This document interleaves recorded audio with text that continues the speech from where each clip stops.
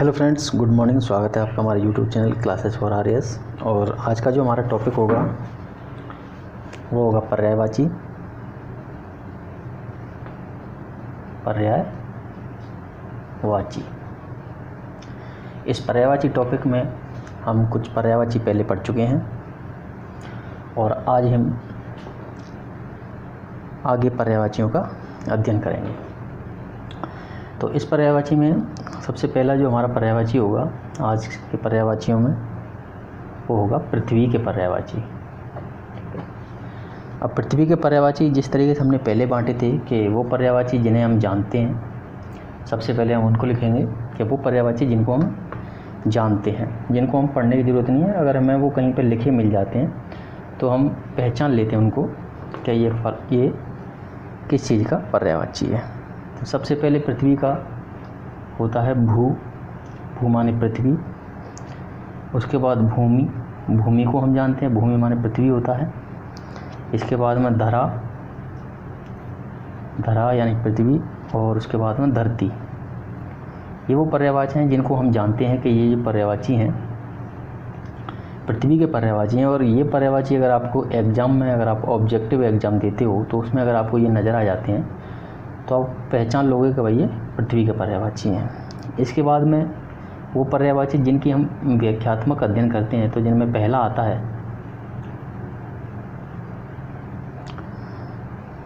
एक इसका पर्यायवाची जो यूज करते हैं वो है वसुधा। अब वसुधा का क्या अर्थ है और क्यों हम इसको पृथ्वी का पर्यायवाची मानते हैं? देखो, इसमें वसु का मतलब है संसार। वसु का मतलब होता है संसार, और धा यानी कि धारण करने वाली, धारण करने वाली। इस तरीके से वसुधा का मतलब होता है इन दोनों को मिलाने पे कि संसार को जिसने धारण कर रखा है वो कौन है? वसुधा है। और वसुधा कौन? पृथ्वी। दूसरा इसी तरीके का एक पर्यायवाची है वसुंधरा। वसुंधरा, इसका भी वही अर्थ है, वसु यानी कि संसार, और धरा यानी कि धरती। जिसने संसार को धारण कर रखा है, जिस धरती ने संसार को धारण कर रखा है वो कौन है? वसुंधरा है, पृथ्वी है। इसके बाद में अगला है हमारा जो पर्यायवाची है, जो पृथ्वी के पर्यायवाची के रूप में जाना जाता है, वो है धात्री। धात्री का अर्थ अगर हिंदी में देखा जाए तो वो होता है धात्री यानी कि दाई माँ, या फिर धात्री को हम कहें कि जिसने सबको धारण कर रखा है, जो सबका ध्यान रखती है, सबका ध्यान रखती है, या जिसने सबको धारण कर रखा है, सबको धारण कर रखा है, वो कौन है? धात्री। पृथ्वी का जो अगला पर्यायवाची वो है अचला। अचला क्यों कहते हैं? क्योंकि देखो, शब्द है चल माने होता है ऐसी चीज़ जो चलती है, इधर उधर घूम सकती है, यानी कि जो गति कर सकती है, वो चीज़ होती है चल। इसके आगे अ लग जाता है, ये होता है अचल, यानी कि ऐसी चीज़ जो गति नहीं कर सकती है वो होती है अचल। तो पृथ्वी जो है जैसी स्थिति में वैसी ही है, इसको हम अचला कहते हैं, यानी कि जो चल नहीं सकती है उसको कहते हैं हम अचला। पृथ्वी का अगला पर्यायवाची है धरणी। धरणी क्यों कहा जाता है इसको? क्योंकि ये सबको धारण करती है, धारण करने वाली है, इसलिए हम इसको धरणी भी कहते हैं। सबको धारण करने वाली, इसलिए हम धरणी बोलते हैं। पृथ्वी के लिए एक पर्यायवाची और आता है, वो है प्रथा। प्रथा वास्तव में कौन थी? प्रथा जब हम महाभारत पढ़ते हैं तो उस महाभारत में एक राजा हुए थे, राजा जिनका नाम था कुंती भोज।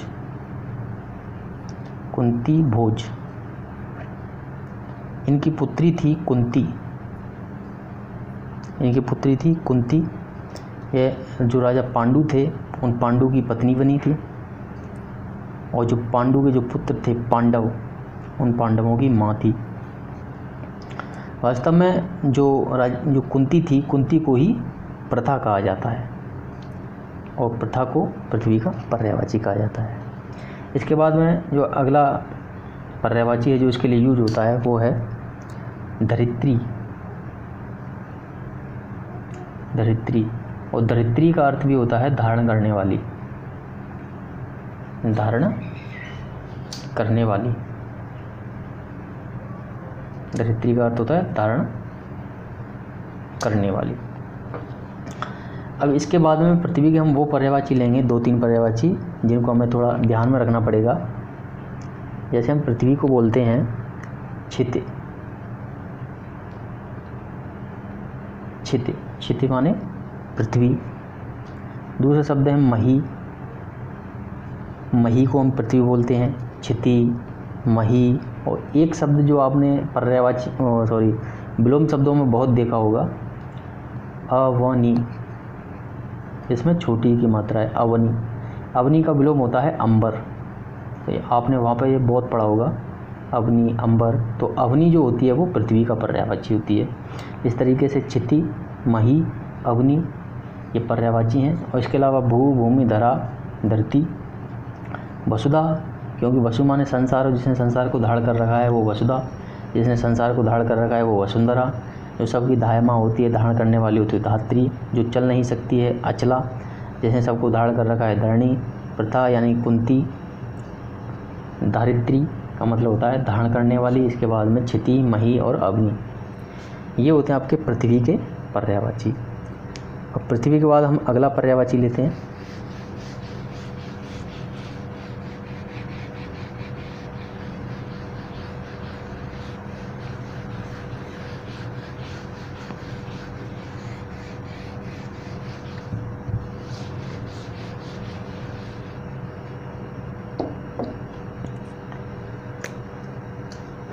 अगला जो पर्यायवाची है नंबर 2, वो लेंगे हम संसार का पर्यायवाची।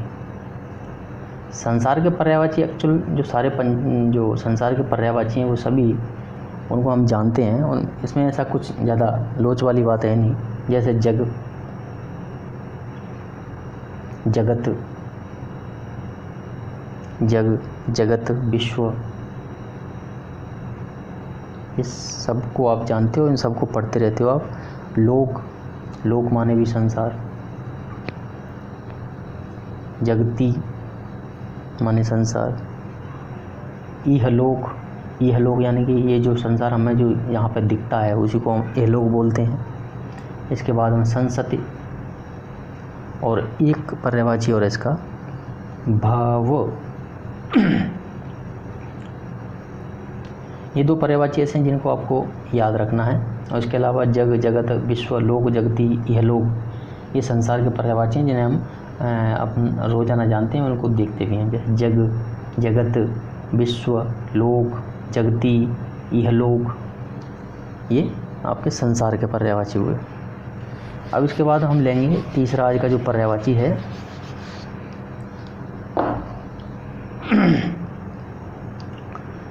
पेड़ के पर्यायवाची लेंगे हम। पेड़,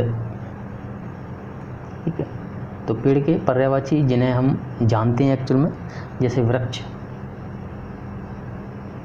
वृक्ष माने पेड़ होता है। पादप, पादप का अर्थ पेड़ होता है। और इसके बाद में पर्यायवाची है, एक शब्द है रूख। रूख भायला, जैसे आपने नाम सुना होगा, पश्चिमी राजस्थान में एक योजना चली थी रूख भायला। तो रूख का मतलब होता है पेड़। वृक्ष, पादप, रूख, ये आम पर्यायवाची हैं इसके। अब इसके बाद में जिनकी हम व्याख्या करते हैं वो शब्द देखते हैं। जैसे एक शब्द होता है पेड़ का जो पर्यायवाची है वो है विटप। विटप, इस विटप का जो वास्तविक अर्थ होता है वो होता है फैलने वाली वस्तु, यानी कि वह चीज़ जो अपने आप में फैलाव करती है। तो वृक्ष क्या करता है, जैसे ये वृक्ष है ना, तो धीरे धीरे धीरे धीरे ये अपने आप में फैलाव करता है, फैलाव करता है। तो इसलिए इसको कहते हैं विटप। अगला जो इसका शब्द है जो पर्यायवाची हम बोलते हैं इसको तरवर। तरवर, तरवर का जो अर्थ होता है वो होता है श्रेष्ठ पेड़। ये तरफ अर्थ दो शब्दों से मिलकर बना है, तरु प्लस वर। वर माने होता है श्रेष्ठ चीज़, जैसे वर वधु होते हैं ना, तो उसमें वर का मतलब होता है श्रेष्ठ, और तरु यानी कि पेड़, तो तरवर का मतलब श्रेष्ठ पेड़, और ये पेड़ का ही पर्यायवाची होता है। इसके बाद हम अगला लेते हैं महीरूह। महीरूह हमने देखा था अभी पृथ्वी के जब पर्यायवाची पढ़ी तो उसमें मही का अर्थ देखा था हमने, क्या होता है, पृथ्वी होती है। तो मही का अर्थ है पृथ्वी, प्लस जो रूह का मतलब होता है इसकी जड़ें, यानी कि जिसकी जड़ें पृथ्वी में होती हैं, जिसकी जड़ें पृथ्वी के अंदर होती हैं, वो क्या होता है, महीरूह कहते हैं। उसको क्या कहते हैं, महीरूह कहते हैं। महीरूह का मतलब पेड़, पेड़ की जड़ें पृथ्वी के अंदर होती हैं। इसके बाद हम पेड़ के वो पर्यायवाची जिन्हें हमें ध्यान में रखना है, तो एक तो शब्द होता है तरु, तरु माने पेड़, और एक शब्द होता है द्रुम, द्रुम का अर्थ भी पेड़ होता है। ये दो शब्द हैं जिन्हें हमें ध्यान में रखना है। बाकी ये शब्द हैं, ये इनको हमें इनके व्याख्या के हिसाब से जब हम इनकी व्याख्या पढ़ते रहेंगे, धीरे धीरे इनका हम रिवीजन करेंगे, तो इनको आपको बिल्कुल भी रटने की ज़रूरत नहीं पड़ेगी, ना आपको दिमाग में रखने की ज़रूरत पड़ेगी। जब भी आप इस चीज़ को देखोगे तो समझ में जाए कि विटप यानी कि फैलने वाली वस्तु पेड़ हो गया, तरवर यानी कि श्रेष्ठ पेड़ होता है, और महीरू यानी कि पृथ्वी में जिसकी जड़ होती है वो पेड़ होता है। लेकिन कुछ ऐसे शब्द होते हैं जिनको वास्तव में दिमाग में रखना पड़ता है, जैसे तरु, द्रम, ये जो है पेड़ के पर्यायवाची हैं। इसके बाद हम अगले पर्यायवाची लेंगे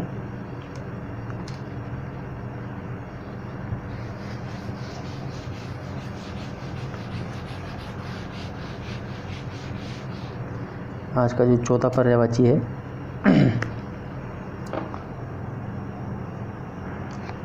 वो है पुष्प।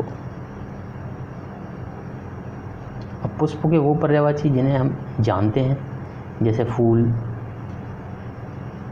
फूल को हम पुष्प बोलते हैं। गुल, एक शब्द आपने सुना होगा, हजारी गुलरो फूल, तो गुल, गुल का मतलब होता है पुष्प यानी कि फूल। अब हम वो शब्द लेंगे जिनकी हम व्याख्या करते हैं, जैसे शब्द होता है सुमन। सुमन फूल का पर्यायवाची है, लेकिन सुमन का अर्थ क्या होता है, सुमन का अर्थ होता है सदा प्रसन्न, या हम कहेंगे वो जो चीज़ खिलती रहती है, प्रसन्न या खिलने वाली वस्तु, ऐसी वस्तु जो सदा खिलती रहती है, प्रसन्न रहती है, तो उसको हम सुमन बोलते हैं। तो पुष्प क्या होता है, हमेशा खिलता रहता है, इसलिए पुष्प को हम सुमन बोलते हैं। एक शब्द है पुष्प। पुष्प, ये जो पुष्प शब्द है, पुष्प शब्द को धीरे धीरे देसी भाषा में हम पुष्प कहने लग गए थे। तो पुष्प एक देसी रूप है, पुष्प का क्या है, एक देसी रूप है, तो उसको पुष्प बोलते हैं।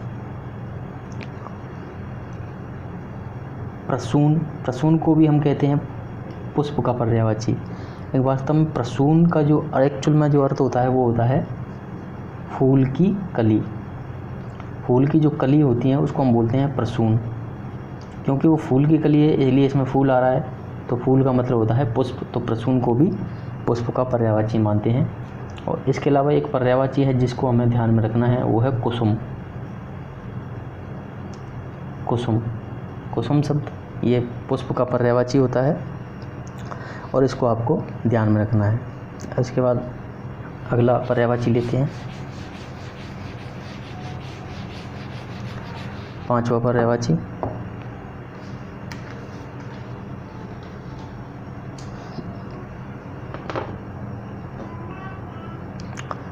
पत्ता। पत्ता का पर्यायवाची देखेंगे, पत्ते के पर्यायवाची क्या होते हैं, ठीक है। तो पत्ते के पर्यायवाची में हम व्याख्यात्मक शब्दों को लेंगे, जैसे पत्र। पत्र को पत्ता कहा जाता है, क्यों कहा जाता है, क्योंकि पुराने समय में कागज़ नहीं होते थे, पुराने समय में कागज़ तो होते नहीं थे, तो लोग जो पत्ते होते थे, ये पत्ते होते, इन पे ही अपने जो संदेश होते हैं, अपने जो संदेश होते हैं उनको लिखकर भेजा करते थे। तो जब से पत्ते को है पत्र कहा जाता है, ठीक है, पत्र का रूप कहा जाता है।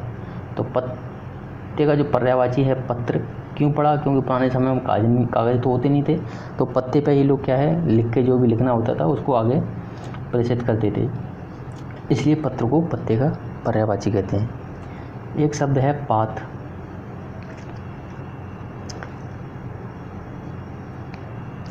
पात जो शब्द है वो निकला है पत्तल से।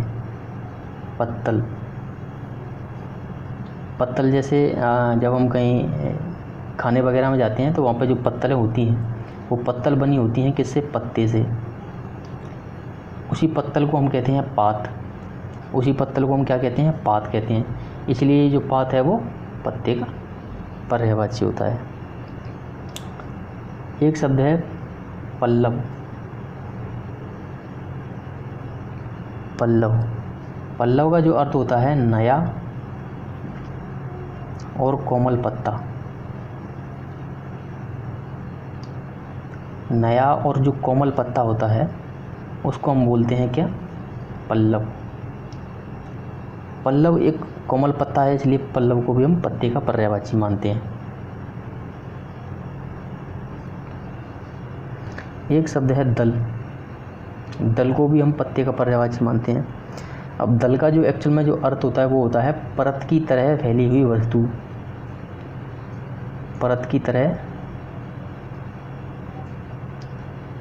फैली हुई वस्तु। परत की तरह, जैसे पत्ता ये होता है ना, तो ये एक परत की तरह फैला हुआ होता है, ठीक है। तो इसलिए हम इसको कहते हैं दल कहते हैं, पत्र भी कहते हैं, इसको पात भी कहते हैं और पल्लव भी कहते हैं। एक शब्द है इसके लिए जो हमें ध्यान में रखना है, वो है पर्ण। पर्ण, पर्ण माने पत्ता होता है। आपने एक शब्द बहुत सुना होगा पर्ण से रिलेटेड, पर्ण हरित, ठीक है। तो इसको ध्यान रखना, पर्ण हरित को पर्ण से निकाल लो पर्ण, पर्ण यानी कि पत्ता। ये होते हैं पत्ते के पर्यायवाची। अगला हम पर्यायवाची लेते हैं और आज का वो लास्ट पर्यायवाची होगा, पर्यायवाची नंबर 6। छठा पर्यायवाची ये है आपका कल्प वृक्ष। कल्प वृक्ष के हम पर्यायवाची देखेंगे। अब कल्प वृक्ष का जो पहला पर्यायवाची होता है वो होता है कल्पतरु। कल्पतरु, और इसका क्या अर्थ है? कल्प का मतलब होता है जो यज्ञ होता है या जो विधि विधान होते हैं, विधि विधान, उस विधि विधान में प्रयुक्त होने वाली सामग्री, प्रयुक्त होने वाली सामग्री। तो जिस विधि विधान में, जिस यज्ञ में जिस पेड़ का उपयोग किया जाता है वो पेड़ कैसा हो जाता है? वो पवित्र पेड़ हो जाता है। वो कैसा पेड़ होता है? पवित्र पेड़ होता है। इसलिए हम कल्पतरु जो होता है इसको हम कहते हैं पवित्र वृक्ष। तो ये कल्प वृक्ष का पर्यायवाची होता है। कल्प का वास्तविक अर्थ होता है कि विधि विधान में जो सामग्री प्रयुक्त होती है उस सामग्री को हम कहते हैं कल्प, और जो पेड़ विधि विधान में यज्ञ में शामिल किया जाता है वो होता है कल्पतरु। कल्पतरु यानी कि पवित्र पेड़, पवित्र पेड़ यानी कि कल्प वृक्ष। इसके बाद में है कल्पद्रुम। कल्पद्रुम, कल्प का अर्थ हम समझ गए और द्रुम का अर्थ हमने पढ़ा था। द्रुम का अर्थ होता है यानी पेड़ का पर्यायवाची। तो कल्पद्रुम का मतलब भी यही हो गया, पवित्र पेड़। इसके बाद में हम कहते हैं इसको सुरतरु। एक शब्द है इसके लिए, वो सुरतरु। सुर का मतलब होता है देवता।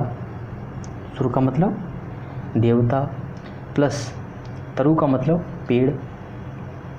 तो ऐसा पेड़ जो देवताओं का पेड़ होता है उसको हम कहते हैं सुरतरु। और सुरतरु यानी कि कल्पवृक्ष का पर्यायवाची होता है। कल्पवृक्ष का मतलब होता है पवित्र पेड़। इसका जो अर्थ होता है वो होता है पवित्र पेड़, ठीक है। तो पवित्र पेड़, तो देवताओं का पेड़ होगा वो पवित्र पेड़ होगा, है ना। इसके बाद में इसको देव वृक्ष भी कहते हैं।